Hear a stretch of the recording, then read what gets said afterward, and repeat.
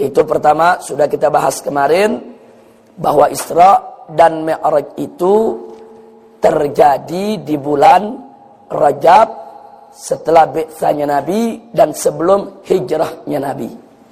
Nah, ini merata. Kalangan Ahlus Sunnah di mana-mana punya keyakinan seperti itu. Yang kedua, Ahlus Sunnah juga meyakini bahwa Isra dan Mi'raj merupakan satu kesatuan kejadian. Jadi bukan kejadian yang terpisah. Nah, artinya bukan hari ini atau bulan ini Isra, bulan besok baru Mi'raj.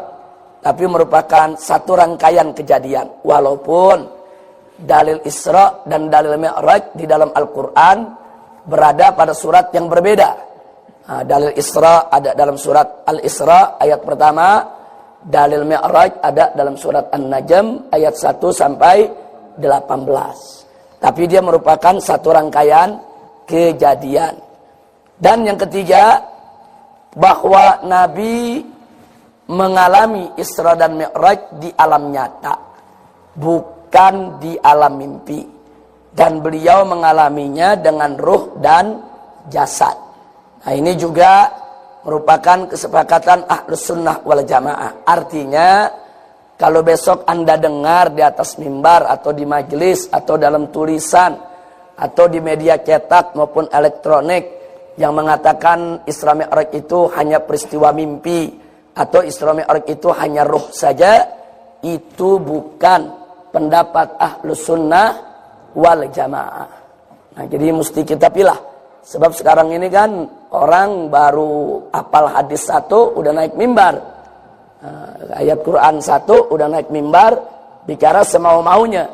Nah, kadang-kadang apa yang dia bicarakan tidak sesuai dengan akidah Ahlus Sunnah wal Jamaah. Yang keempat, Ahlus Sunnah pun juga meyakini peristiwa Isra Mi'raj itu hanya satu kali kejadian.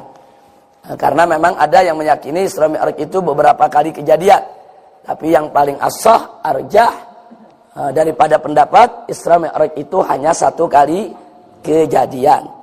Dan yang kelima, bahwa Isra Mi'raj itu diawali dengan pembelahan dada. Jadi ada syakkus sadr. Nah, walaupun sebagian ulama mengatakan syakkus sadr itu dialami Nabi cuma sekali, tatkala beliau masih kecil ketika dipelihara oleh Halimatus Sa'diyah. Nah, tapi Ahlus Sunnah meyakini pembelahan dada itu bukan sekali, tapi ada 4 kali peristiwa syakkus sadr.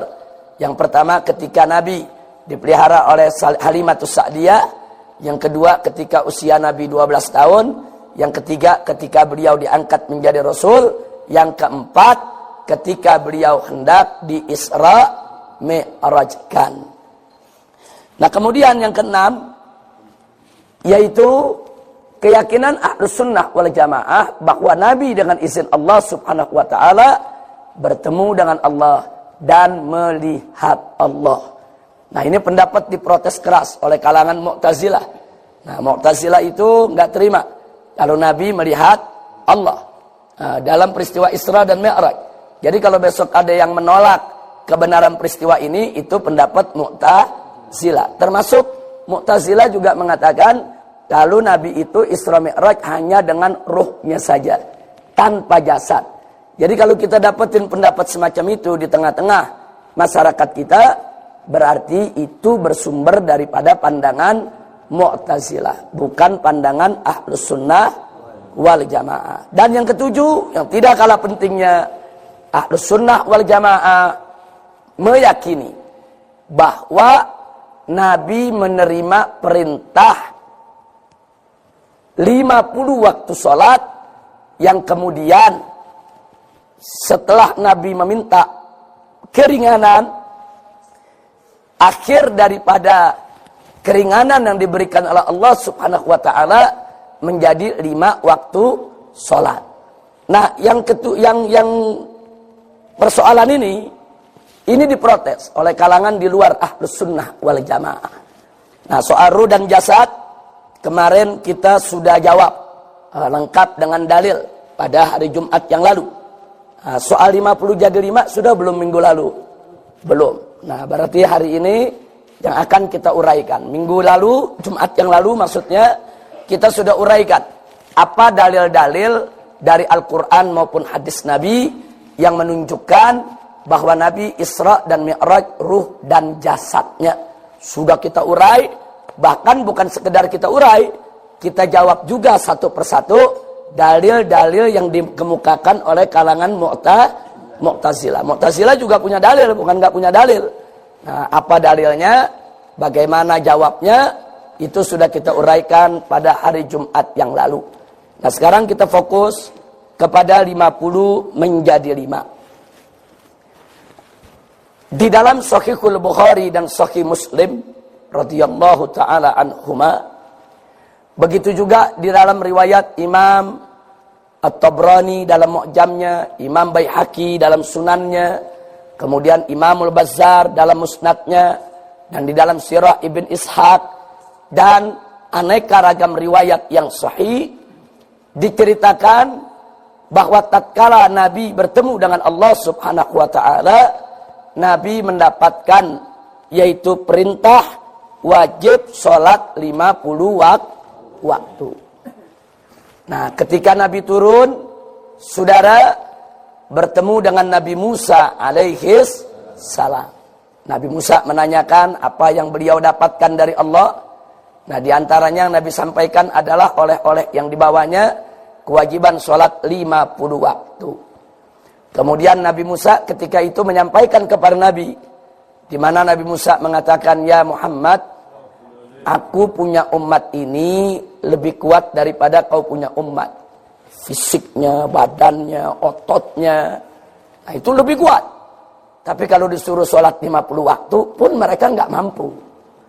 Jadi kalau mereka yang lebih kuat daripada kau punya umat, umurnya lebih panjang umatnya Nabi Musa, badannya juga lebih besar, ototnya juga lebih kuat, nah nggak mampu, bagaimana kau punya umat?"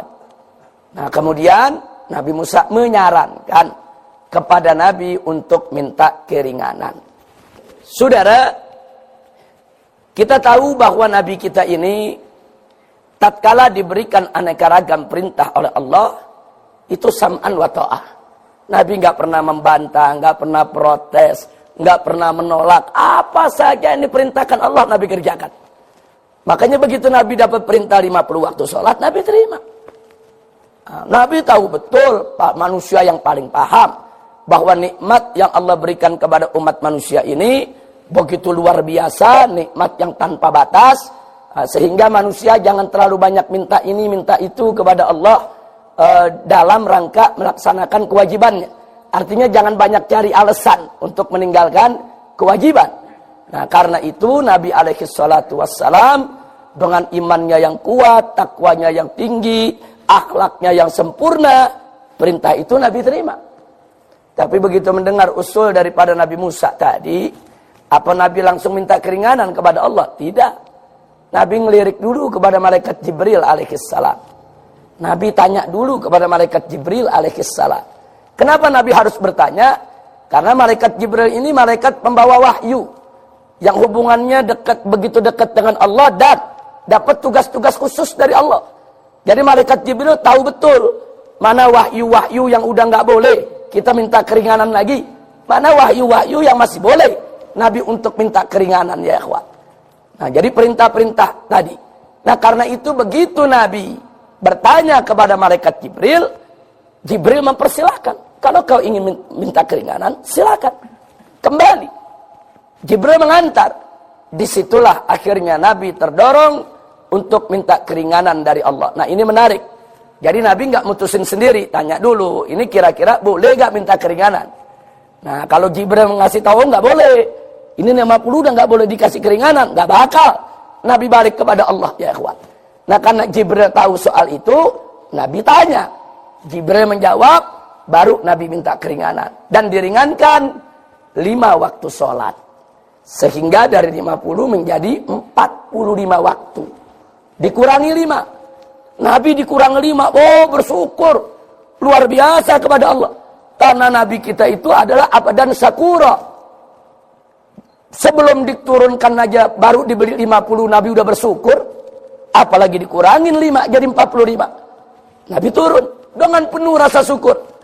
Tapi begitu ditanya lagi oleh Nabi Musa alaihissalam, Nabi Musa masih berpendapat seperti awal.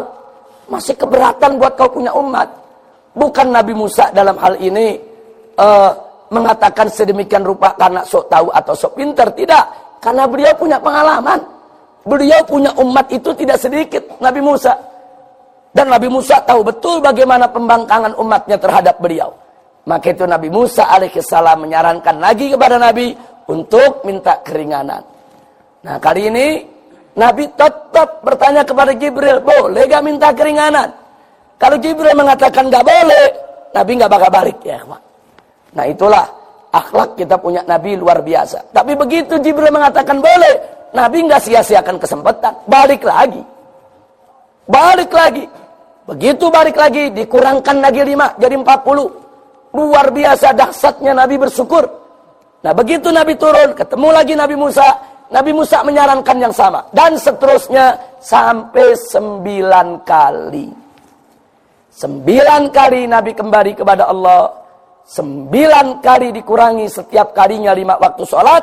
Sisa terakhir tinggal 5 waktu. Begitu pulang dengan 5 waktu, Nabi Musa nyaranin suruh balik lagi. Minta lagi keringanan. Tapi Nabi menjawab, apa ya Musa, aku malu kepada Allah.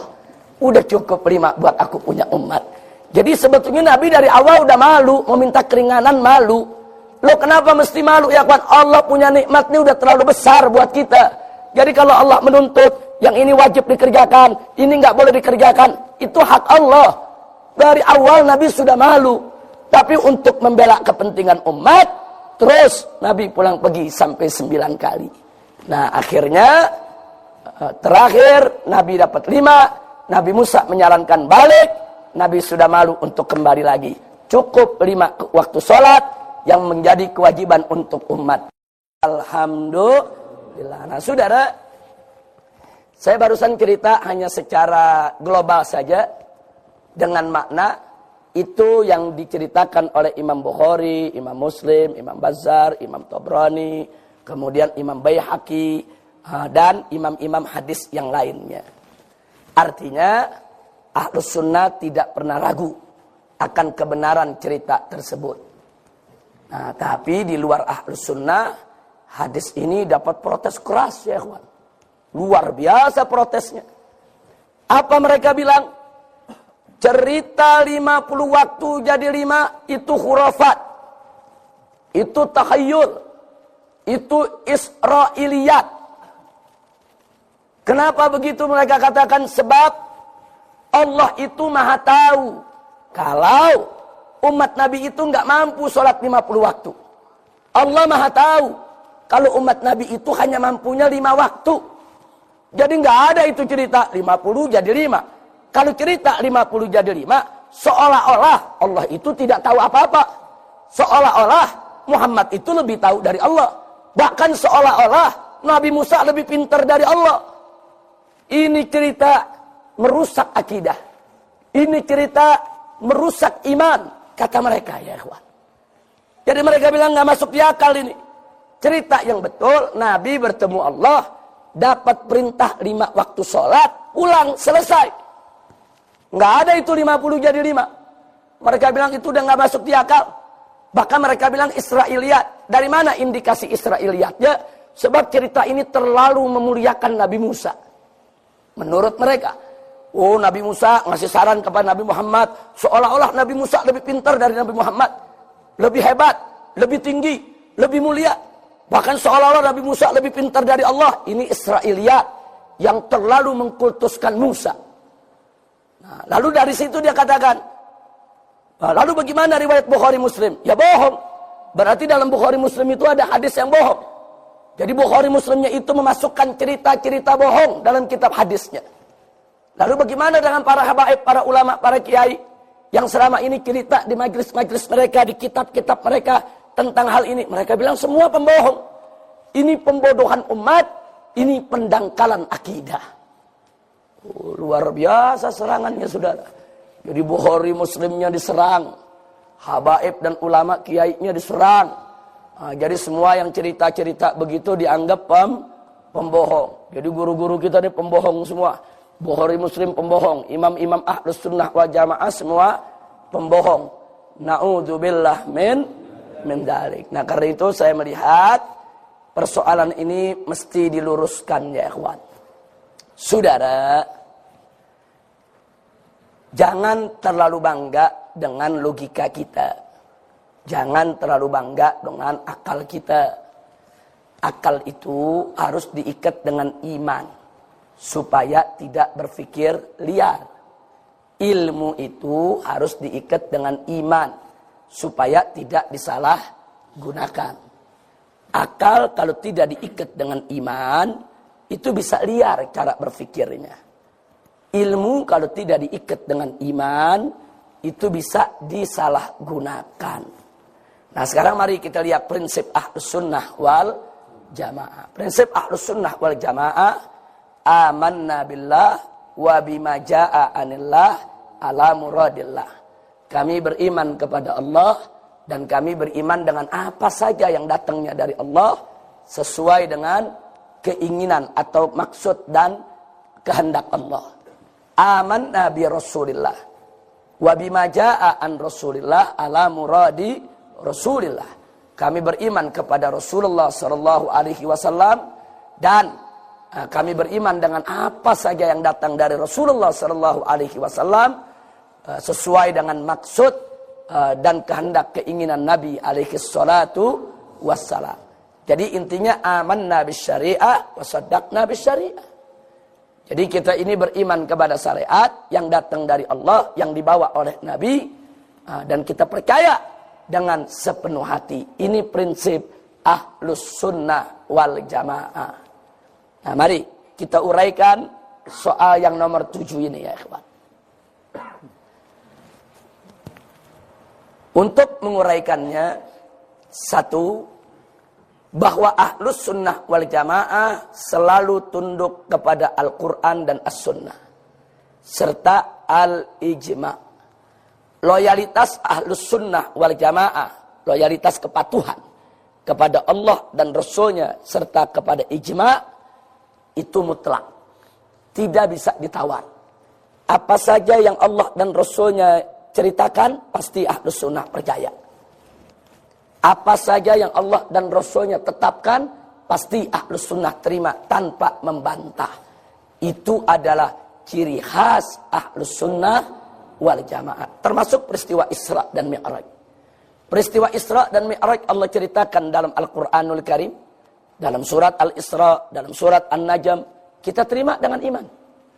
Kita yakin kalau peristiwa Isra Mi'raj itu terjadi. Nah, kemudian Nabi menceritakan rinciannya. Bagaimana kejadian Isra Mi'raj itu?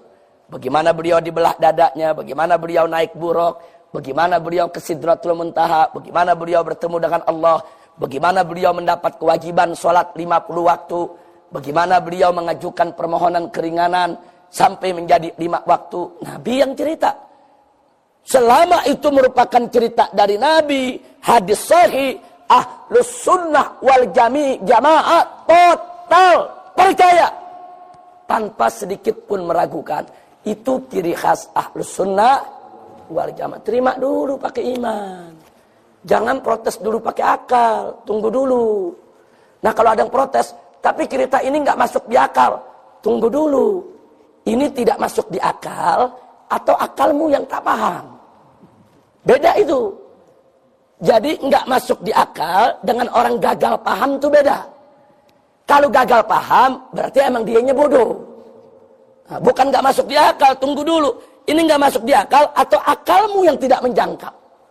Jadi jangan nuduh dulu, ini bohong, ini penipuan, ini Israiliyat, ini makzubat. Tunggu dulu. Jangan terlalu emosional untuk menuduh suatu riwayat itu bohong, itu dusta, hanya karena kita tidak paham. Jangan, kalau kita tidak paham, salahkan diri kita. Kenapa kita tidak paham?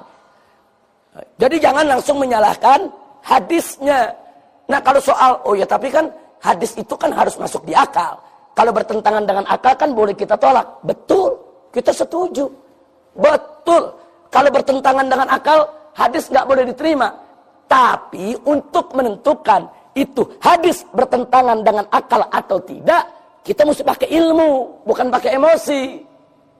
Mari kita lihat jawaban Ahlus Sunnah, ya ikhwan.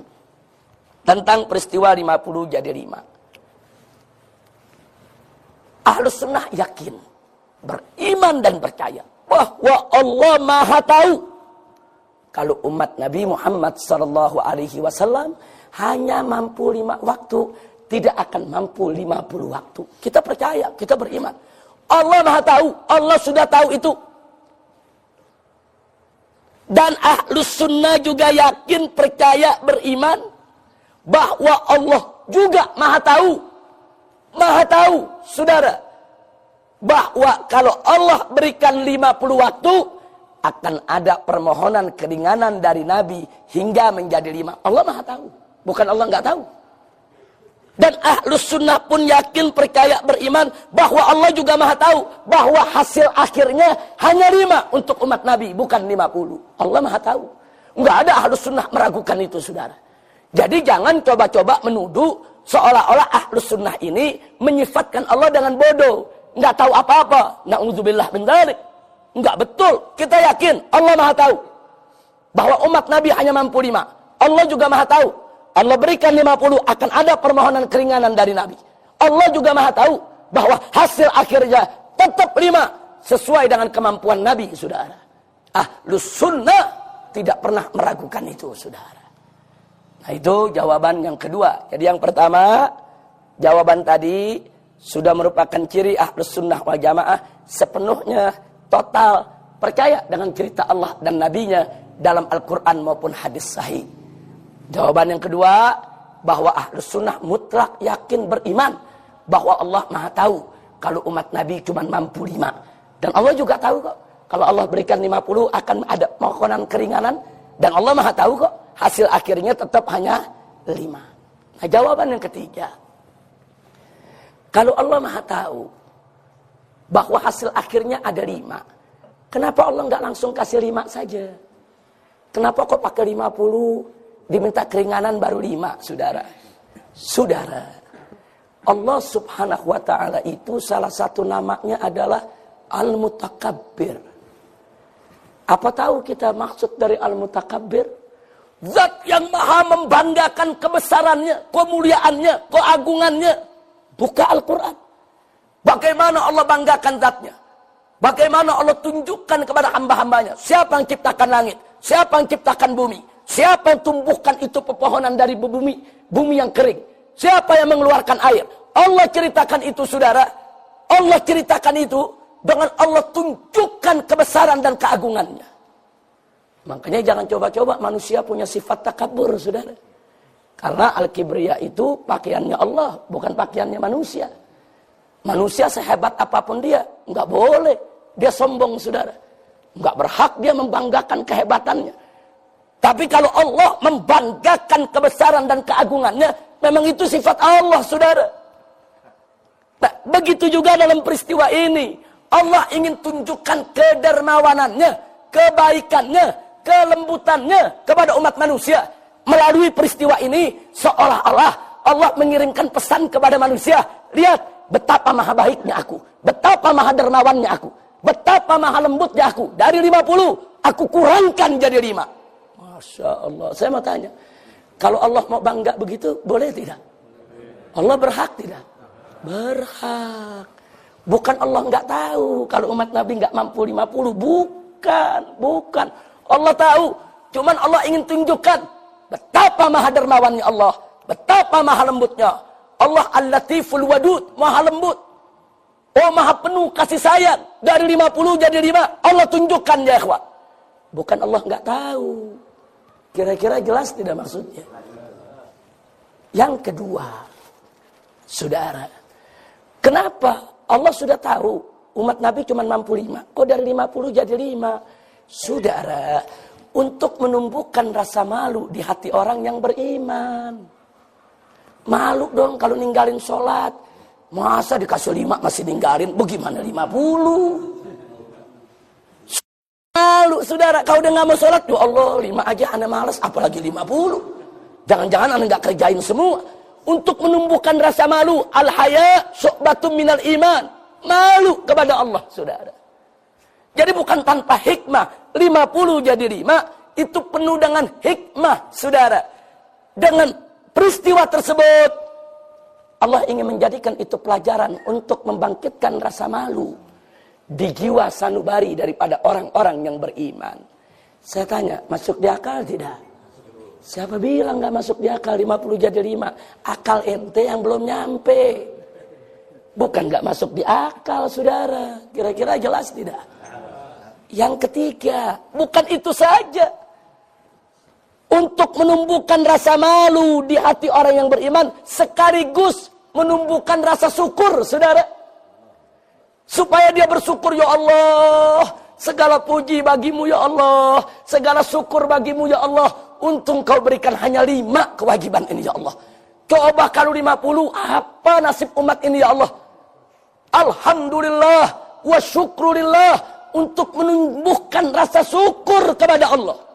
Nah sekarang saya tanya, rasa malu dan rasa syukur itu penting tidak? Penting, saudara. Kira-kira jelas tidak? Baik, yang berikutnya yang keberapa?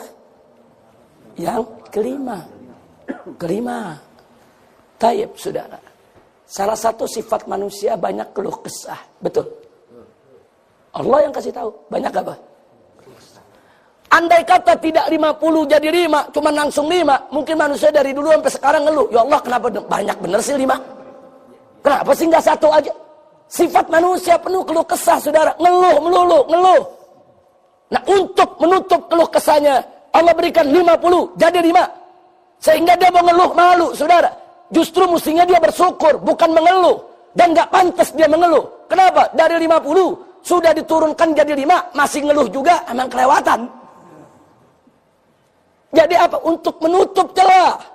Jangan sampai nanti manusia protes di hadapan Allah. Ya Allah, aku pengen sholat ya Allah, cuman kau kasih 5 sih. Kan manusia banyak keluh kesah. Nanti di pengadilan Allah kan bisa begitu, saudara. Ya Allah, aku ingin ibadah ya Allah. Cuman kau sholat kasih 5, coba kasih 1, aku sholat ya Allah. Kasih 5, ini keluhan manusia. Bahkan nanti ada orang kaya ngeluh, ya Allah, kau jadikan aku orang kaya, jadi aku sibuk dengan harta ya Allah. Bukan gak mau ibadah, sibuk, kau kasih aku jadi orang kaya sih. Yang miskin begitu juga.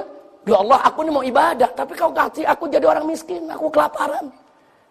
Nah karena aku miskin ya Allah, akhirnya aku jadi kurang ibadah. Yang banyak penyakit juga begitu. Nanti akan dijadikan alasan di hadapan Allah. Ya Allah, aku sakit-sakitan. Coba kau kasih aku sehat ya Allah, aku ibadah ya Allah. Manusia. Makanya dalam satu riwayat disebutkan, saudara, itu para nabi yang diutus oleh Allah akan menjadi saksi atas umat manusia. Yang kaya, yang beralasan karena sibuk dengan kekayaannya nggak bisa ibadah, saudara, Allah panggilkan Nabi Sulaiman. Lebih kaya mana kau dengan Sulaiman? Sulaiman kaya, raja, saudara, tetap ibadah kepada Allah. Jadi manusia nggak punya alasan. Oh yang sakit-sakitan, Allah panggil saudara. Siapa nabi yang sakitnya berkepanjangan? Nabi Ayub. Sakitnya sampai begitu luar biasa, saudara. Bayangkan terus kalau dia bilang, oh ya Allah aku sakit. Ini Nabi Ayub sakit sampai belatungnya tuh yang jatuh ditaruh lagi, saudara. Jadi kalau bicara soal sakit, saudara, Nabi Ayub sakit, parah sakitnya. Tapi tetap ibadah kepada Allah. Oh ada yang mengatakan dia miskin. Saudara, dipanggil Nabi Isa. Nabi Isa lebih miskin dari dia. Udah gitu dihina-hina lagi, saudara. Difitnah segala macam, dimusuhi oleh kaumnya, saudara. Sampai pada akhirnya, yaitu merencanakan untuk membunuhnya. Jadi nggak ada alasan. Tidak ada alasan manusia ini tidak ibadah. Jangan kaya dijadiin alasan, miskin dijadiin alasan. Memang manusia begitu. Yang miskinnya dijadiin alasan, yang kayanya dijadiin alasan, yang sibuknya dijadiin alasan. Nah, kita lihat aja. Kalau ada orang kita ajak ngaji, kenapa sih? Wah, saya sibuk nih banyak kerjaan. Nggak mau ngaji dia, saudara. Coba kalau yang miskin bagaimana? Wah, saya nanti dah, saya lagi sulit nih, lagi susah, lagi menderita. Nantilah kalau udah senang baru saya ngaji. Jadi semua sudah sakitnya dijadikan alasan, sibuknya dijadikan alasan, begitu. Nah, peristiwa Isra Mi'raj ini Allah tutup itu pintu alasan, saudara. Jadi nggak ada lagi nanti mengatakan, ya Allah 5 itu kebanyakan. 5 saja kau tidak kerjakan. Bagaimana 50 kalau aku tidak kurangkan? Masya Allah. Nah kalau begitu ceritanya masuk di akal tidak? Masuk. Jangan bilang nggak masuk di akal dulu, saudara. Nah, baik. Ada lagi selanjutnya. Udah berapa tuh barusan? Nah, ini pada nggak ngitung kali ini. Yang keenam, saudara, melalui peristiwa Isra Mi'raj, ada kejadian 50 waktu sholat menjadi 5. Allah ingin pamerkan di hadapan umat manusia, khususnya orang-orang beriman, betapa mulia dan agungnya akhlak Nabi kita Sayyiduna Muhammad sallallahu alaihi wasallam. Bagaimana enggak mulia? Saudara, untuk minta keringanan buat umatnya, untuk cinta kasih buat umatnya, Nabi rela 9 kali pulang pergi menghadap Allah walaupun harus menanggung beban malu, saudara. Subhanallah. Saya kasih contoh dalam kehidupan sehari-hari. Kita dapat kewajiban bayar pajak, betul. Namanya PBB, betul. Nah, kebetulan PBB kita begitu kita buka, setahun mesti bayar pajak 5 juta. Ini bagi orang kaya kecil. Tapi bagi masyarakat biasa berat tidak? Berat. Di Jakarta sepetak tanah itu pajak PBB-nya 5 juta setahun. Kita sampai kayak ngontrak sama pemerintah. Nah, saudara, ini warga 5 juta keberatan, datang ke lurah. Pak Lurah, tolong dong. Sampein ke Pak Camat, minta keringanan Pak Lurah. Gak mampu saya 5 juta. Pak Lurahnya baik, datang ke camat. Nah, begitu datang ke camat, camat kurangin. Ya udah, keluarga gak mampu, kurangin 500.000. Jadi 4,5 juta.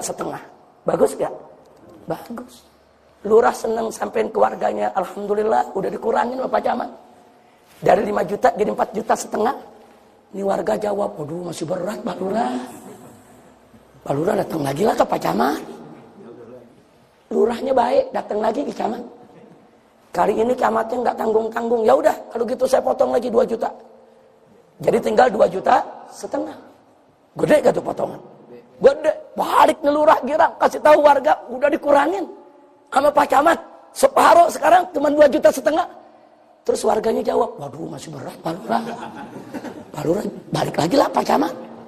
Saya mau tanya, kira-kira Pak Lurah mau balik lagi gak ke camat?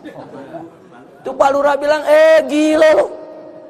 Ini udah pemotongan besar. Kalau saya balik ke Pak Camat, bisa ditempeleng saya sama Pak Camat. Takutnya balik lagi, saudara. Bisa dimarahi sama Pak Camat. Bisa-bisa Pak Camat bilang nanti kau kepala desa nggak tahu diri. Nggak bisa atur kau punya warga. Nggak bisa atur kau punya pengikut. Nggak berani lurah balik lagi, saudara. Kira-kira begitu nggak? Ini Nabi alaihissalatu wassalam diberikan kewajiban 50 waktu. Allah udah kurangin 5, balik lagi. Allah kurangin 5, balik lagi. Allah kurangin 5, balik lagi. Kalau yang terakhir sisa 5, andai kata Nabi tidak terlalu malu kepada Allah, bukan nggak mungkin Nabi minta keringanan lagi, saudara. Tapi Nabi mengatakan cukup ya Musa. 5 waktu cukup, aku punya umat. Karena saking malunya, saudara. Artinya jawaban Nabi kepada Nabi Musa, aku malu ya Musa. Berarti memang 9 kali Nabi pulang pergi kepada Allah bukan tanpa beban. Sebab untuk 50 waktu Nabi mampu, saudara. Untuk 5 waktu Nabi bisa mengerjakannya. Kenapa Nabi rela pulang pergi? Untuk umatnya. Nabi pamerkan di depan orang-orang yang beriman. Di depan hamba-hambanya. Lihat aku punya Nabi. Lihat aku punya Rasul. Lihat aku punya Habib. Aku punya kekasih. 9 kali pulang pergi minta keringanan hanya untuk kepentingan umatnya. Subhanallah. Itu berarti Nabi sedang dipamerkan oleh Allah Subhanahu wa ta'ala. Ternyata ceritanya jadi masuk di akal tidak? Masuk. Pantas 50 jadi 5. Banyak pelajaran di dalamnya.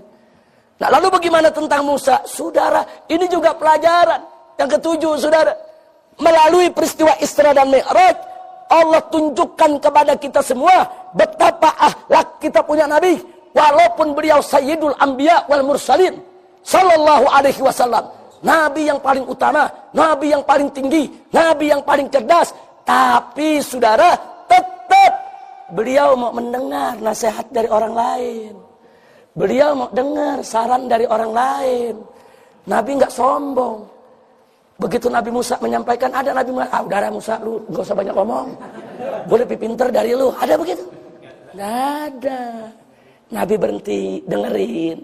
Dan Nabi Musa patut didengar, punya pengalaman. Ada khibrah. Penting belajar dari pengalaman. Penting mendengar nasihat orang lain. Ini akhlak yang ditunjukkan oleh Nabi kita Sayyiduna Muhammad Sallallahu Alaihi Wasallam. Nah sekali lagi saya tanya, kalau begitu ceritanya jadi masuk di akal tidak? Masuk. Jadi siapa bilang gak masuk di akal? Israiliyat, pembohong, enak gitu ngomong. Akal ente kalau nggak mampu mikir, belajar dulu, cari ilmunya. Sebab akal itu nggak bisa berpikir lebih dalam tanpa amunisi ilmu, tanpa senjata ilmu. Nah, jadi jangan langsung main tuduh saja. Kira-kira sampai di sini jelas tidak? Jelas tidak? Nah, jadi ada pelajaran akhlak yang luar biasa. Nabi diajarkan akhlak, mendengar saran dari orang lain. Itu yang ketujuh. Yang kedelapan, Nabi diajarkan untuk belajar dari pengalaman orang lain, saudara. Nabi Musa punya pengalaman. Dan ada lagi akhlak yang kesembilan. Betapa Nabi itu menghadap Allah itu kan diantar oleh Jibril. Allah yang tugaskan Jibril untuk ngantar nabinya menghadap Allah. Nabi nggak main nyelonong sendiri, saudara. Nabi punya etika, akhlak yang tinggi. Tanya dulu kepada Jibril, boleh gak balik lagi? Itu pelajaran luar biasa, saudara. Kita diajarkan etika, diajarkan akhlak, saudara. Oh, Nabi yang bawa adalah malaikat Jibril. Nabi tanya kepada Jibril. Begitu Jibril izinkan, saudara. Kemudian Nabi tahu betul. Karena Jibril punya pengetahuan. Karena Jibril punya kedekatan dengan Allah. Karena Jibril punya tugas sebagai pembawa wahyu, saudara. Nah, maka itu Nabi nggak mau melangkai. Ini akhlak yang luar biasa. Padahal Nabi itu adalah afdolul sudar halqi. Afdolnya makhluk. Subhanallah. Nah, jadi setelah kita lihat seperti itu, masuk di akal tidak? Jadi dalam 9 dalil yang kita sebutkan tadi, ternyata peristiwa itu masuk di akal. 50 jadi 5. Nah, maka itu kita nasihatkan kepada mereka yang berada di luar Ahlus Sunnah wal Jamaah. Anda ingin mengkritik Ahlus Sunnah, silakan. Silakan. Hat burhanakum in kuntum shadiqin. Tunjukkan kepada kami, kalian punya dalil, kalian punya hujjah, kalian punya argumentasi, silakan. Tapi jangan terlalu mudah atau terlalu terburu-buru. Kalian itu mengatakan Ahlus Sunnah pembohong, Bukhari Muslim pembohong, para habaib dan para kiai pembohong. Cerita ini dikatakan sebagai pembodohan umat, pendangkalan akidah. Enggak begitu. Di mana pembodohan umatnya? Di mana pendangkalan akidahnya? Di mana letak bohongnya? Kecuali kalau hadis ini hadis maudhu, hadis palsu. Atau katakan setidaknya hadis ini dhaif. Kalian masih boleh cerita, teriak seperti itu. Tapi ini hadis sahih. Ada di Bukhari Muslim. Dan ada di kitab-kitab sunan. Dan ada di kitab-kitab hadis lainnya termasuk Musnad Imam Ahmad, saudara. Bagi Ahlus Sunnah kalau hadisnya sudah sahih. Memang terbukti Nabi yang bercerita. Ya kami percaya dengan cerita Nabi. Nah, ini yang gak boleh kita lupa, saudara. Alhamdulillahirabbil alamin. Kira-kira sampai di sini jelas tidak? Nah, di sini saya singgung sedikit. Sebetulnya ini kita belum sampai ke babnya. Ini masuknya nanti di bab terakhir. Cuman karena di sini kita sedang bicara iman, ilmu dan akal. Satu saja, saya mau kasih fakta sejarah yang menarik. Sepulang Nabi Isra Mi'raj, ini nanti akan kita kupas lagi di akhir daripada pembahasan pada Jumat yang kesekian ke depan. Waktu Nabi SAW pulang dari Isra Mi'raj, setelah beliau cerita kepada penduduk kota Mekah yang muslim maupun yang non muslim, ada peristiwa menarik di mana Abu Jahal bertemu dengan Sayyiduna Abu Bakar Siddiq radhiyallahu taala anhu. Nah, pada pertemuan itu Abu Jahal ini memprovokasi Abu Bakar. Dipancing Abu Bakar untuk menggunakan logika dan ilmu, saudara. Dipancing. Apa kata Abu Jahal? Ya Abu Bakrin, hei Abu Bakar, atusaddiqu kadzba Muhammadin? Apa kau masih percaya dengan bohongnya Muhammad? Abu Bakar, pakai akal sehatmu, pakai otak warasmu, pakai dong ilmumu.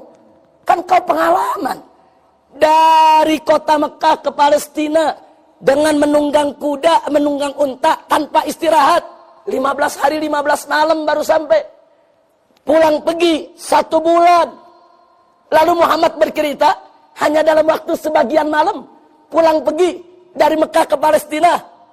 Pakai akal sehatmu, pakai otak warasmu, hai Abu Bakar. Jangan terlalu mudah atau terlalu terburu-buru.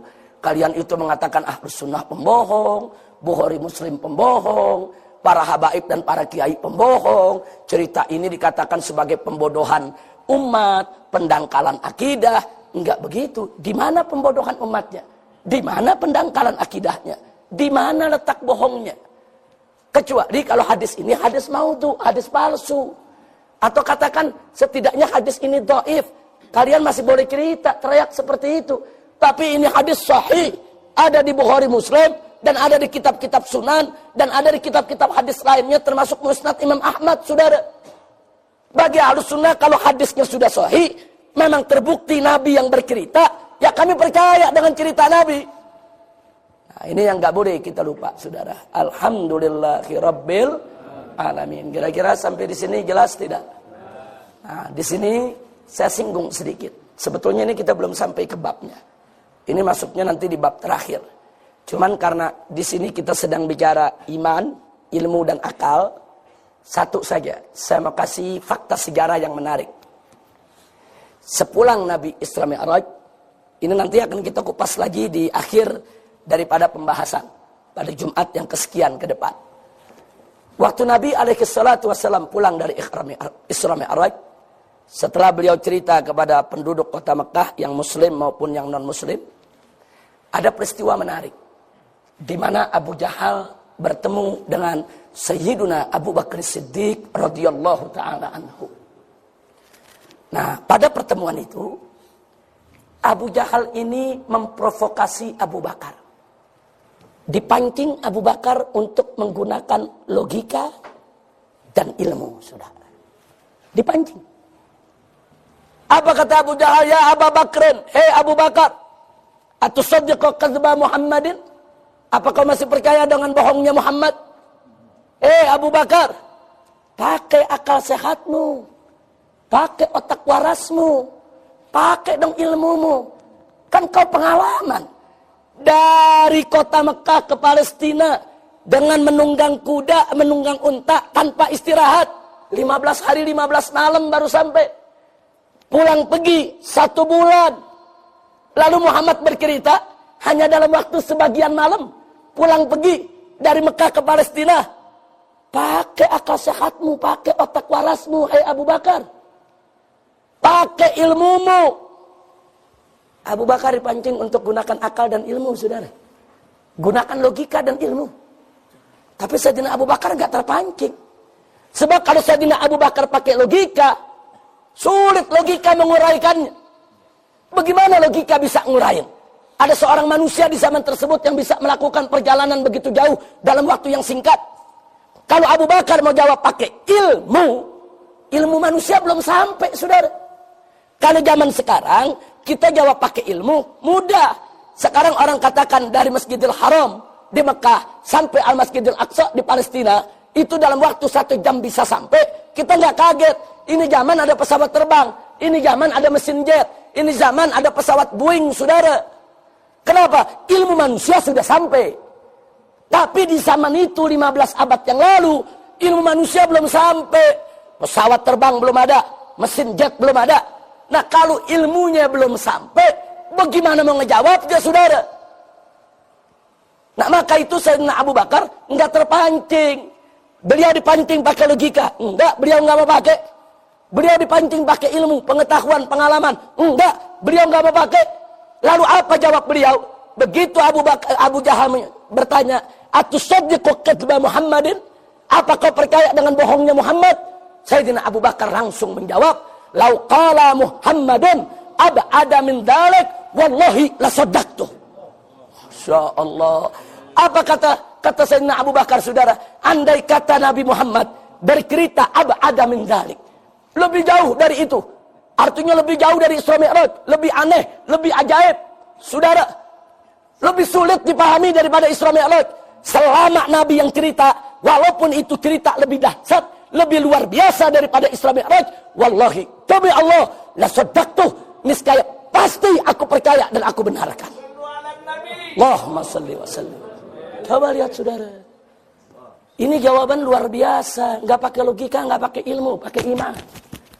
Makanya Sayyidina Abu Bakar dijuluki As-Siddiq. Itu bukan julukan main-main, saudara. Kenapa dijuluki As-Siddiq? Beliau membenarkan cerita Nabi tatkala orang lain mendustakannya. Beliau terima bulat-bulat itu cerita Nabi tanpa reserve. Nggak ada sedikit pun keraguan. Bulat beliau terima, percaya. Saudara, sementara orang lain masih mempertanyakannya. Ini iman macam mana ini, saudara? Enggak mau repot-repot pakai logika. Pokoknya kalau Nabi cerita, udah benar. Selesai. Subhanallah. Ini namanya menjawab dengan iman. Iman itu ajaib. Iman bisa menjawab yang logika belum bisa menguraikan. Iman bisa menjawab yang ilmu belum sampai, saudara. Itu iman. Makanya akal ini anugerah Allah yang luar biasa. Besarnya. Tapi cara menggunakannya ikat dengan iman. Ilmu itu anugerah Allah yang luar biasa. Tapi cara menggunakannya ikat dengan iman. Kalau akal tidak diikat dengan iman, jadi liar. Ilmu tidak diikat dengan iman, jadi disalahgunakan. Makanya sekarang kita lihat, banyak orang-orang liberal, itu gelarnya profesor doktor, saudara. Artinya otak mereka itu cerdas, mereka belajar. Orang pinter, bukan bodoh. Berpendidikan tinggi, keluar negeri. Sampai dapat gelar profesor doktor, saudara. Nah, tapi akhirnya mereka terlalu bangga dengan logika dan ilmunya. Mereka lupa dengan iman. Akhirnya apa yang terjadi? Mereka halalkan yang haram, haramkan yang halal. Itu yang terjadi, saudara. Tapi dikafirin nggak mau. Kalau kita kafirkan, nggak mau mereka, saudara. Bahkan mereka merasa paling Islam, paling iman. Kenapa bisa terjadi, saudara? Karena logika yang mereka punya, ilmu yang mereka punya, saudara, tidak diikat dengan iman. Nah, jadi iman itu ajaib, iman itu luar biasa. Iman itu adalah anugerah Allah yang luar biasa. An-nikmatul kubra. Nikmat yang paling besar diterima oleh seorang manusia adalah iman. Saya tidak katakan akal itu tidak besar. Saya tidak katakan ilmu itu tidak besar. Akal, ilmu itu dua nikmat yang luar biasa besarnya dari Allah. Tapi jangan lupa, iman adalah nikmat yang terbesar. Ikat itu akal, ikat itu ilmu. Jangan sampai lepas daripada iman. Nah itu yang perlu kita ingat. Jadi luar biasa jawaban Sayyidina Abu Bakar Siddiq radhiyallahu taala anhum ketika itu betul-betul satu jawaban yang dilandaskan kepada iman. Dan di kemudian hari, ternyata akhirnya jawaban Sayyidina Abu Bakar itu bisa dibuktikan dengan logika, dengan ilmu. Cuman ketika itu ilmunya memang belum sampai. Tapi sekarang ilmunya sudah sampai. Enggak heran lagi, kenapa bingung? Kalau manusia aja bisa menciptakan satu kendaraan untuk menempuh jarak jauh dalam waktu yang singkat, apalagi Allah yang Maha Kuasa. Nah, jadi artinya itu kalau di zaman sekarang orang masih meragukan peristiwa Isra Mi'raj, ya kelewatan, saudara. Nah, kalau sekarang masih meragukan, kelewatan. Sebab sekarang udah bisa dijawab dengan logika, udah bisa dijawab dengan ilmu. Nah, dulu di zaman Nabi harus dijawab dengan iman. Ilmu, saudara, dan logika nggak sampai. Di zaman sekarang pun ada persoalan-persoalan yang logika dan ilmu nggak sampai, saudara. Contohnya, kalau kita bicara surga dan neraka, mau dilogikakan bagaimana? Emang ada yang bisa melogikakan surga neraka? Nggak bisa. Emang ada yang pernah lihat surga dan neraka di antara kita? Nggak ada. Ilmunya nggak sampai, saudara. Nggak sampai. Maka itu iman kepada adanya surga dan adanya neraka, saudara. Untuk bisa percaya, yakin, menerima, kuncinya adalah iman. Iman.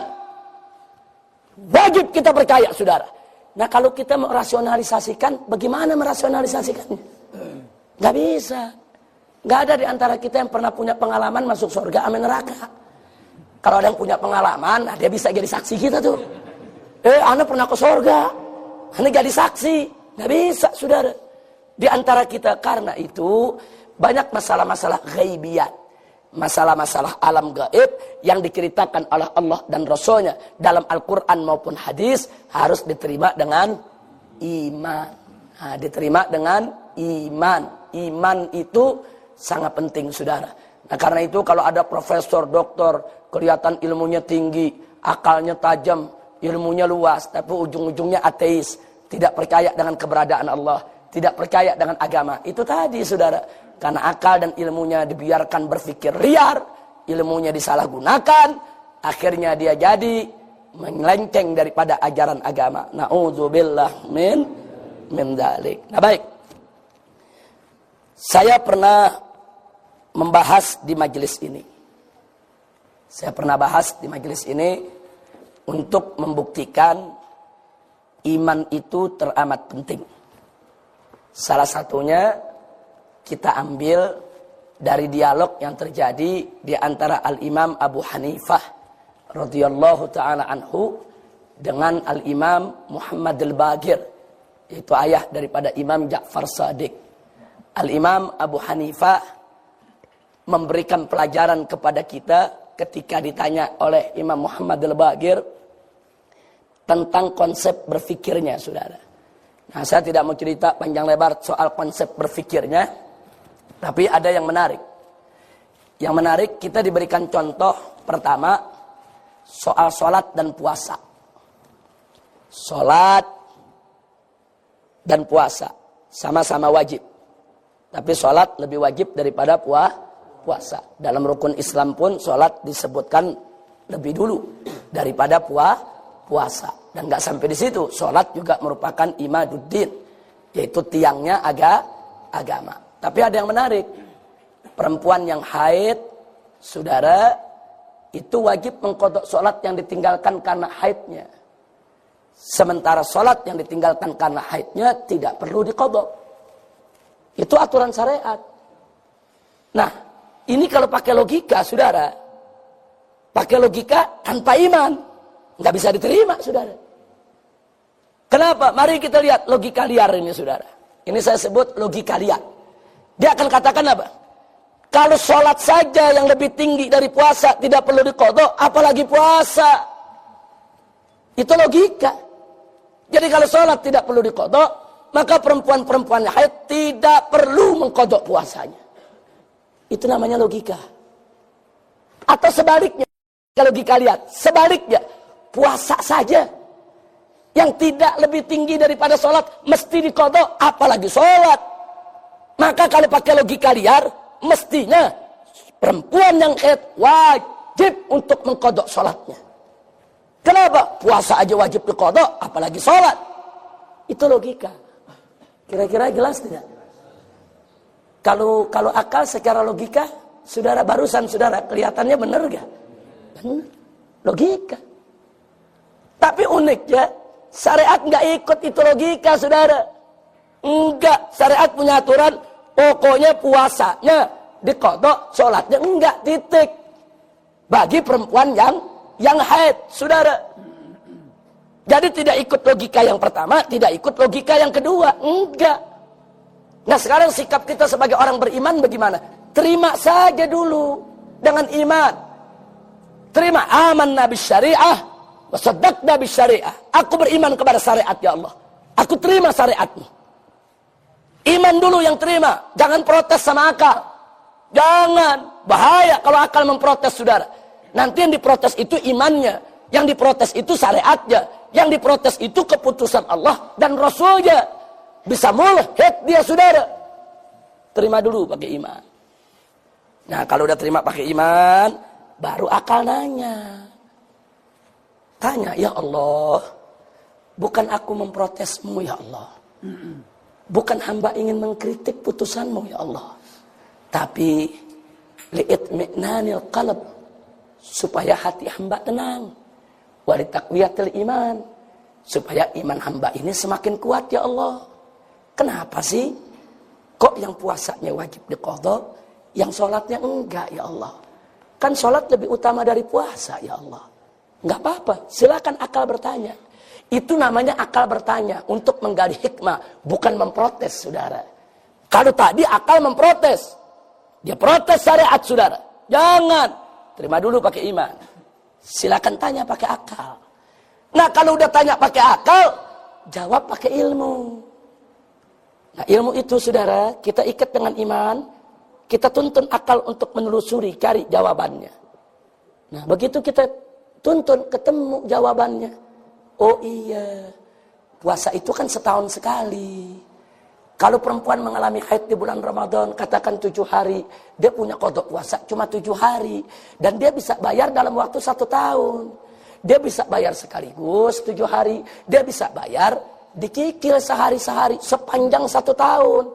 Dia boleh bayar di bulan Syawal, boleh bayar di bulan Dzulqa'dah, boleh bayar di bulan Dzulhijjah, boleh bayar di bulan Muharram, Safar, Rabiul Awwal, Rabiul Tsani, Jumadil Ula, Jumadil Tsaniyah, Rajab, bahkan di Sa'ban. Nah, sekarang jujur, kalau utang puasa 7 hari dibayar sepanjang 1 tahun, berat atau ringan? Ringan. Oh, ringan. Pantas diwajibin sama Allah. Ringan. Allah wajibin wanita untuk mengkodoknya. Tapi kalau sholat sehari itu 5 waktu. Kalau dia haid 7 hari, berarti 35 waktu sholat dia tinggal. Kalau sholat diwajibkan kodok, berarti setiap dia haid, kemudian bersih, kemudian dia mandi untuk mengangkat hadas besarnya tadi, saudara. Setelah itu dia wajib kodok 35 waktu sholat. Kalau cuma 7 hari haidnya, kalau 14 hari, akan dikali 2 lagi 70 waktu sholat. Nah, saya mau tanya, kira-kira merepotkan tidak? Berat tidak bagi perempuan? Berat. Allah Maha tahu ini berat bagi kaum wanita. Nah, Allah nggak wajibkan. Kenapa? Rahmatan minallah wa safaqatan minallah lin nisa. Itu merupakan rahmat, bentuk kasih sayang Allah untuk kaum wanita. Allah bebaskan, nggak usah kodok sholatnya. Ternyata masuk di akal tidak? Masuk logika, saudara. Siapa bilang syariat Allah nggak masuk di akal? Oh, pantes sholatnya nggak perlu dikodok karena berat. Nah, sekarang perempuan itu ngurus haidnya aja udah repot, saudara. Ngurus darah haidnya yang keluar selama 7 hari bukan gampang.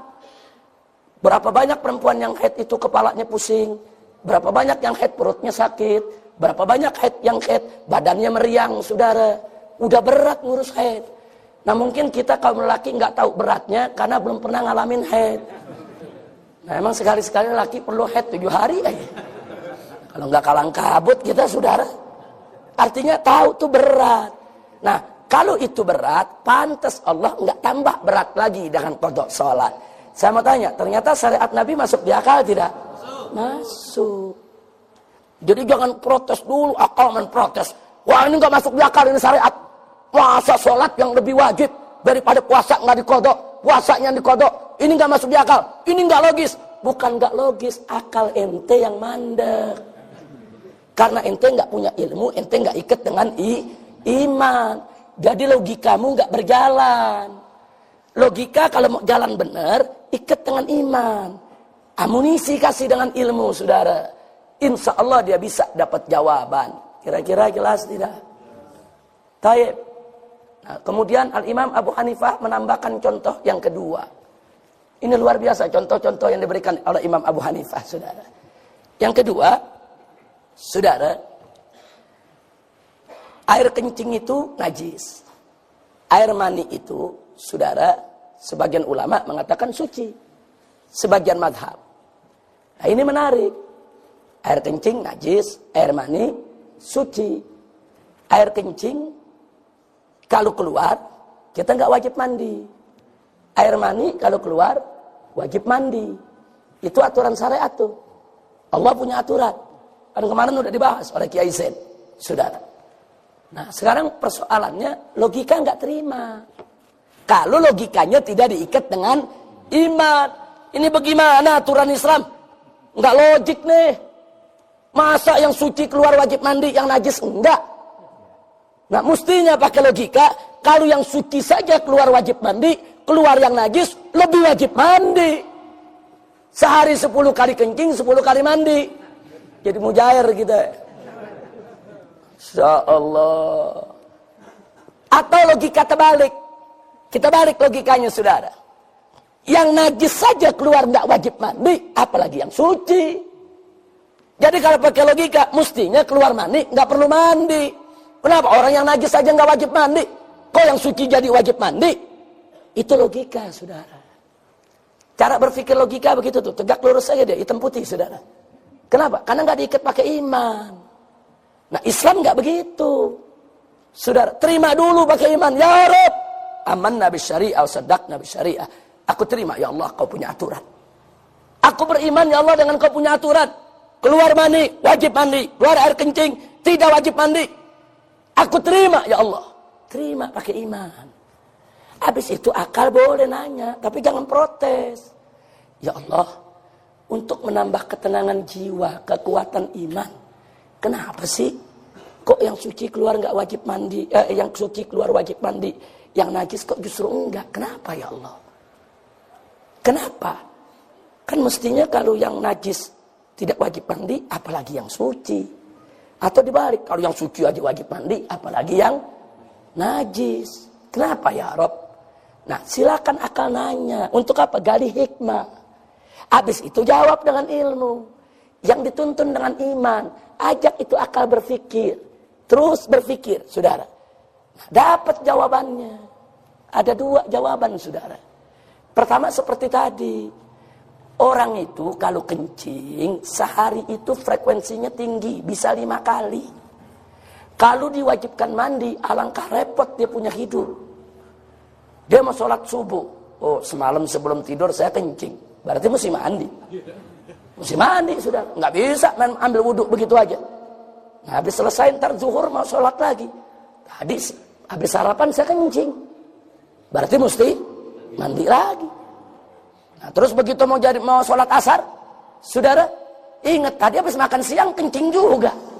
Ya mesti mandi lagi. Nah, begitu mau maghrib, saudara, dia ingat tadi kayaknya jam 5 saya kencing. Saudara, mesti wudhu lagi mau sholat maghrib. Nanti begitu maghrib mau sholat isya, saudara, pakai ingat barusan habis makan malam kencing. Dia mandi lagi. Jadi berapa kali mandi? 5. Saya mau tanya, jujur, kira-kira kalau begitu kewajibannya, repot gak hidup kita? Sibuk, repot, saudara. Repot, apalagi tinggal di Megamendung yang dingin. Mandi 5 kali ya, saudara, beku kita punya badan. Alangkah repotnya kalau itu diwajibkan, saudara. Nah, akal nerima, oh pantes.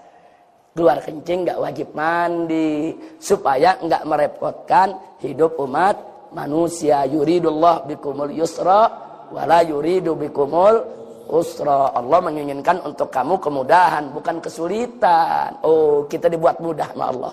Kita punya hidup. Masuk di akal tidak? Nah, lalu kenapa keluar yang suci kok wajib mandi?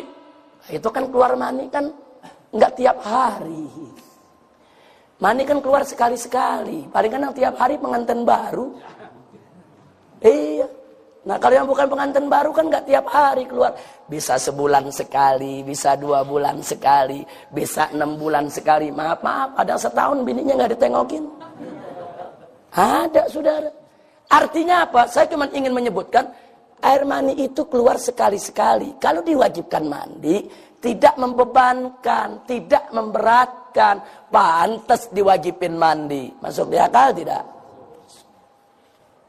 Nah, tambahan lagi, saudara. Orang kalau keluar mani, maaf, 75% tenaga hilang. Lemes. Betul? Saya mau tanya nih. Kita kalau kerja ke sawah dari pagi sampai sore, capek enggak? Capek sore. Wah, lemes badan, capek, udah berkeringat. Kita pengen seger, ngapain? Mandi. Kenapa? Mandi itu memulihkan tenaga. Tenaga hilang, saudara. Mandi itu pemulihan tenaga. Makanya kalau orang keluar mani, Nabi anjurkan buru-buru mandinya, jangan ditunda. Supaya kita aktif lagi, giat lagi. Kalau pagi keluar mani, kita nggak mandi, sampai sore kita lemes. Males, saudara. Mau terima males, mau terima tamu males, mau baca kitab males, mau ngajar males, saudara. Tapi coba mandiin segera, saudara. Begitu mandu, badan segar. Kita siap untuk beraktivitas lagi, saudara. Oh, pantas keluar mani, disuruh mandi. Untuk pemulihan tenaga. Masuk di akal tidak? Masuk. Sedangkan kencing, Saudara, kan gak ada yang ngos-ngosan. Emang kencing buang tenaga? Enggak, kecuali kencing batu. Ini kencing ini justru bikin lega, saudara. Coba kalau kita kebelat kencing, kita tahan nih, mau kencing, saudara. Mau duduk salah, mau diri salah, mau ngajar salah, mau pergi salah, mau duduk sama tamu salah. Udah serba salah, saudara. Tapi begitu kita kencingin, lega. Justru kencing itu, saudara, dia itu nggak menghilangkan tenaga, justru melegakan kita beraktivitas.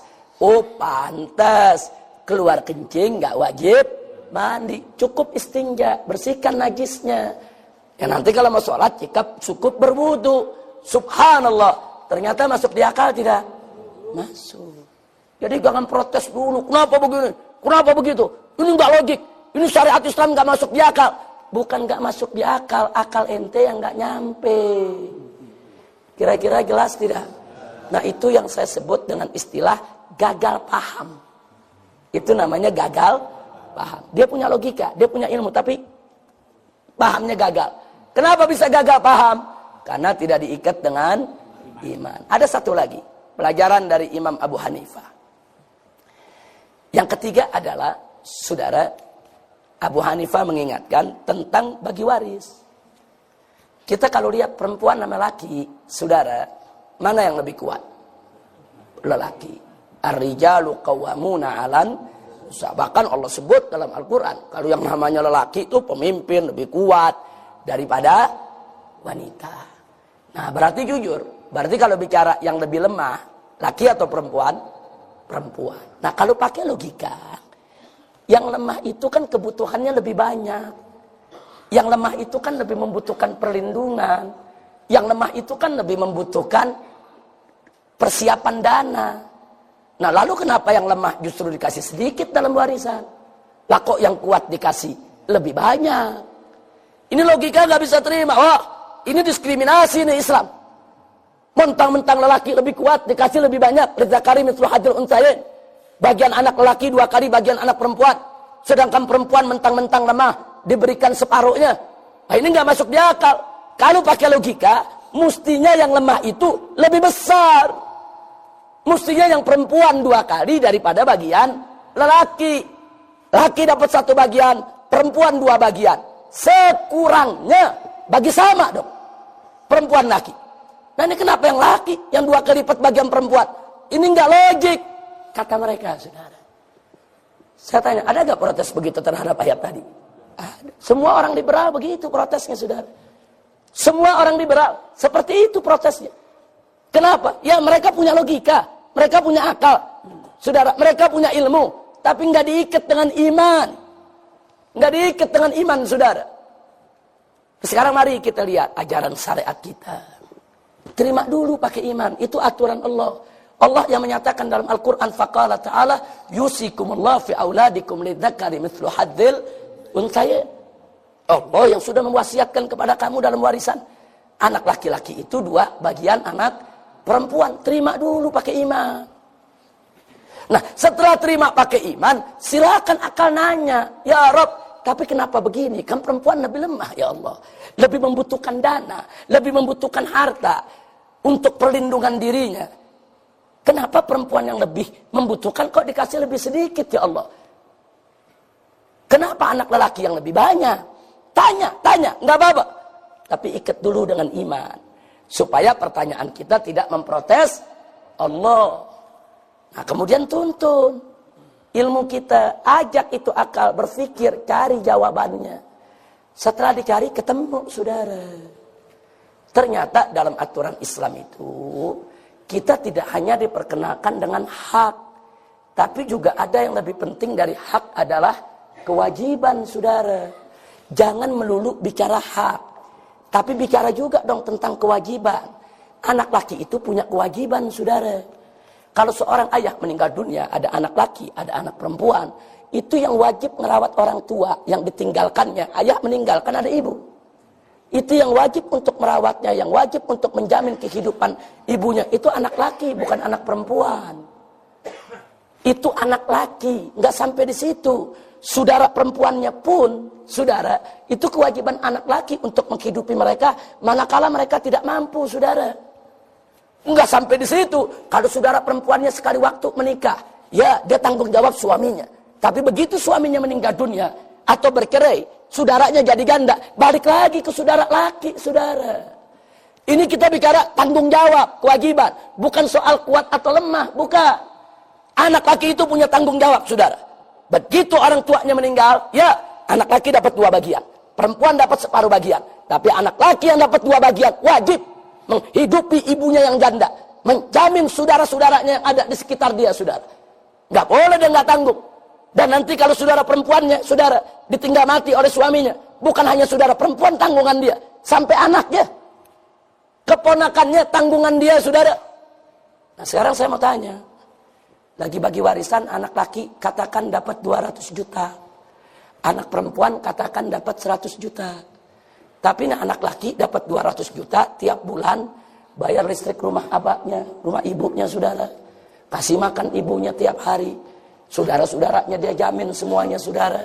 Saya tanya 200 juta lama-lama habis gak? Yang anak perempuan dapat 100 juta masuk kantong. Masuk kantong, saudara. Ini kita cerita kewajiban. Itu buat simpenan dia. Dia nggak wajib keluarin, saudara. Itu untuk simpenan hidup dia. Nah kalau hitung-hitungan berarti yang dapat siapa? Anak perempuan yang dapat, anak laki nggak dapat. Kalau kita hitung-hitungan secara matematis, yang bagian laki dalam waktu tertentu akan habis tuh. Tapi bagian perempuan, saudara, awet, jadi simpenan dia. Itu aturan Islam. Cuma yang jadi persoalan, di zaman sekarang, umat Islam banyak meninggalkan aturan. Kewajiban dia lupa, hak dia tuntut. Ini yang jadi persoalan, saudara. Oh, kalau lagi bagi warisan, anak laki bawa golok, geprak meja. Gua 2 kali bagian. Kan begitu, saudara. Begitu dia udah dapat, dia nggak rawat ibunya yang janda. Yang rawat saudara perempuannya.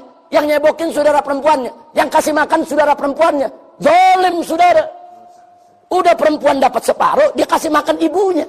Udah dapat separuh, tiap hari dia kebokin ibunya. Ya, untuk menceboki ibunya silakan. Anak perempuan yang kerjakan, tapi nafkahnya.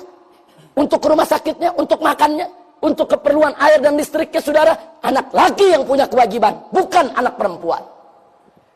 Nah, jadi kalau itu terjadi di tengah masyarakat kita, saya tanya, yang salah syariatnya atau manusianya? Manusia, bukan syariat yang salah.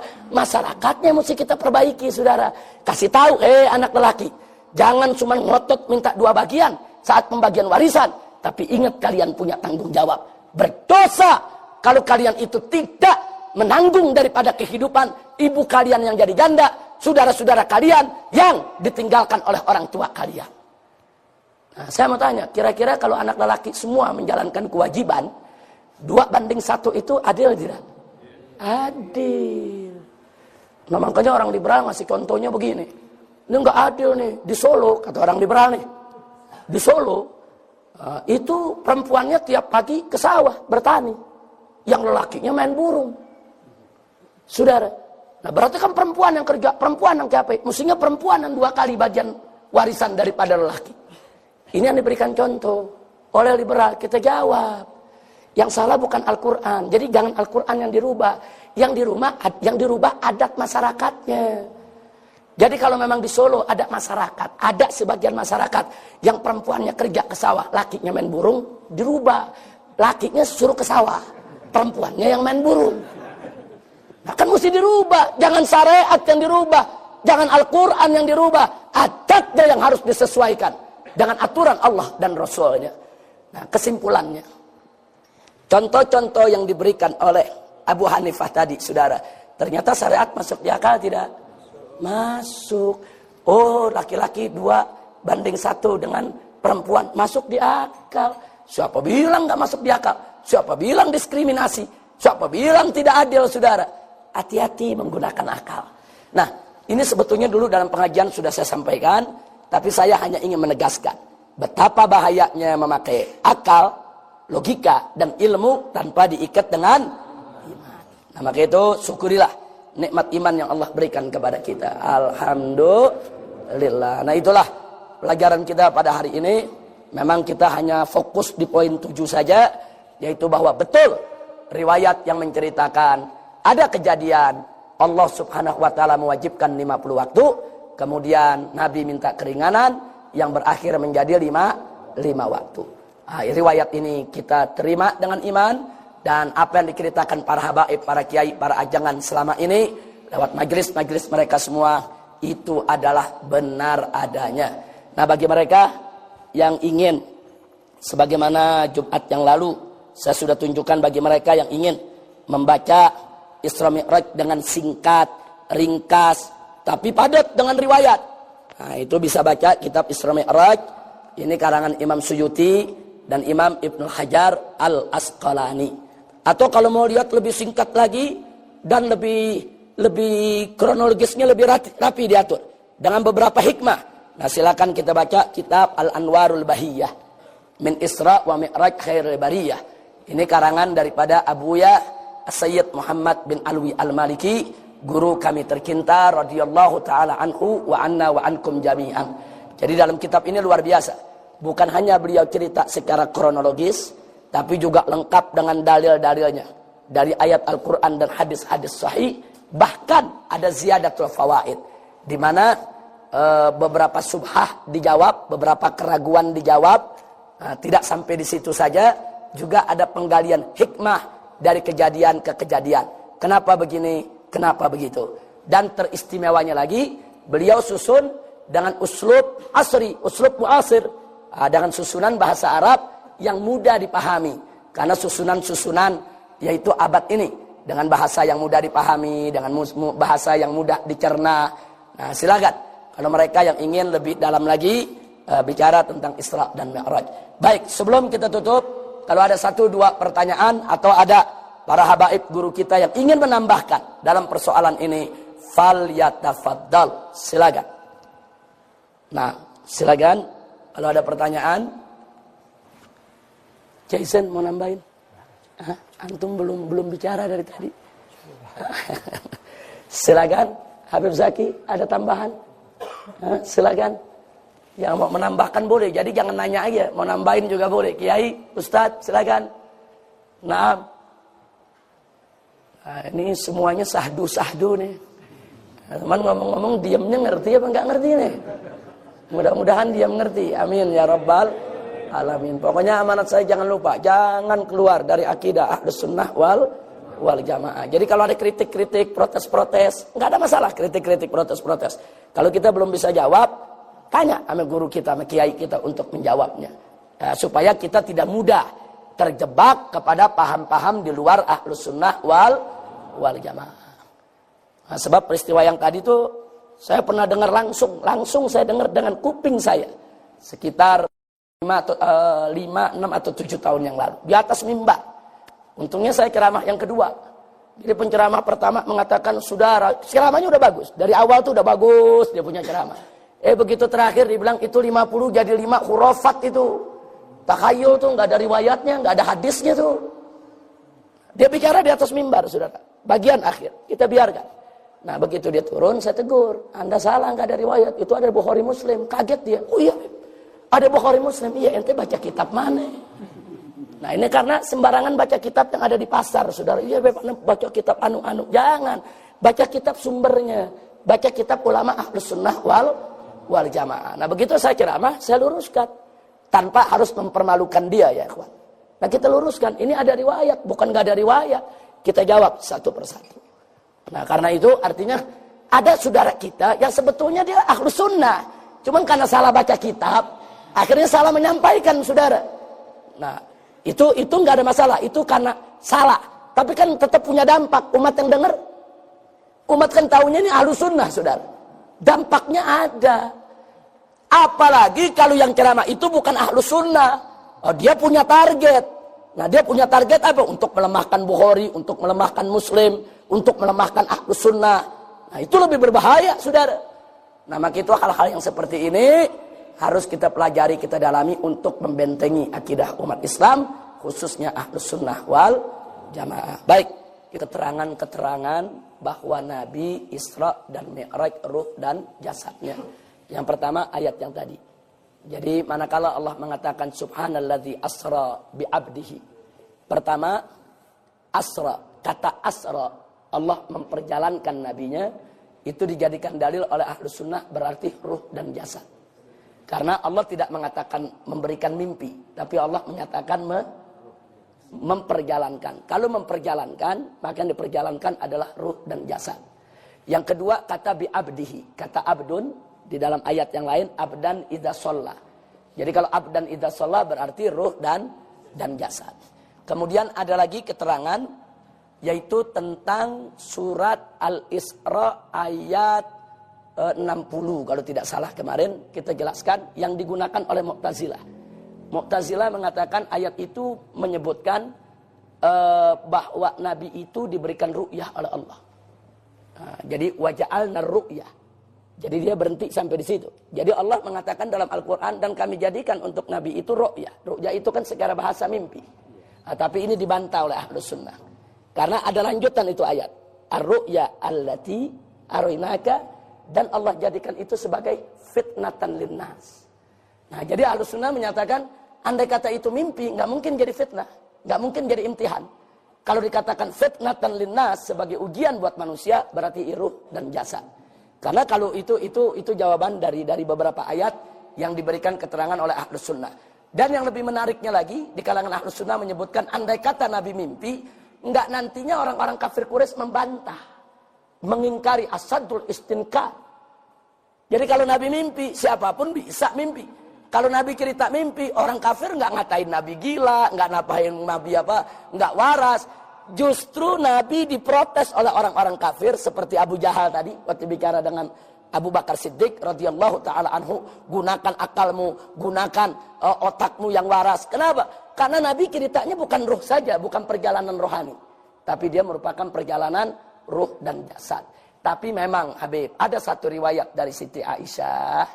Yang Siti Aisyah mengatakan, mafaqattu jasada Rasulillah sallallahu alaihi wasallam fi lailatin usriya bih. Jadi memang Siti Aisyah ada satu riwayat yang dipakai oleh kalangan Mu'tazilah. Mengatakan, aku tidak kehilangan jasad Nabi dari sisiku. Ketika Nabi di Isra Mi'rajkan. Tapi riwayat ini dibantah oleh Ahlus Sunnah wal Jamaah. Dibantahnya kenapa? Karena ketika terjadi Isra Mi'raj, Siti Aisyah belum jadi istri Nabi. Siti Aisyah belum sekamar dengan Nabi.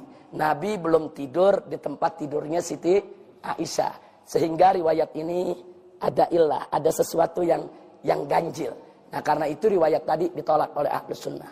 Nah, oleh karenanya Ahlus Sunnah wal Jamaah berdasarkan riwayat-riwayat yang kita sebutkan tadi, meyakini kalau Nabi Isra dan Mi'raj ruh dan jasadnya. Hanya saja kalau ada saudara muslim kita mengatakan Nabi Isra Mi'raj dengan ruhnya saja, kita katakan mereka bid'ah, melakukan suatu bid'ah, tapi nggak boleh kita kafirkan. Nah, karena Mu'tazilah semua mengatakan seperti itu. Bahkan saya lihat ada beberapa kelompok di Indonesia yang punya pendapat seperti itu juga, bahwa Nabi Isra Mi'raj hanya dengan ruhnya saja. Tapi tentunya kelompok manapun dia berarti dia mengadopsi pendapat daripada Mu'tazilah.